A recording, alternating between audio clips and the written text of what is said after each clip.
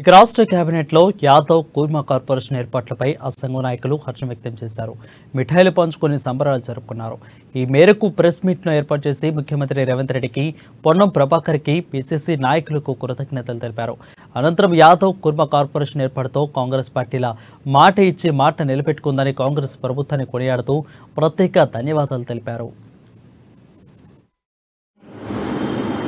తెలంగాణ రాష్ట్ర ప్రజా ప్రభుత్వం మేనిఫెస్టోలో పెట్టిన విధంగా తెలంగాణ రాష్ట్రంలో ఉన్నటువంటి బడుగు బలహీన వర్గాల అభ్యున్నతి కోసం గౌరవ ముఖ్యమంత్రి గారు, మంత్రిమండలి, బీసీ మంత్రివర్యులు పొన్నం ప్రభాకర్ గారు సంయుక్తంగా మంత్రిమండలి ఆమోదం మేరకు రాష్ట్రంలో ఉన్నటువంటి అత్యధిక జనాభా కలిగినటువంటి బీసీల కోసం 16 కార్పొరేషన్లు ఏర్పాటు చేయడం చాలా అభినందనీయం.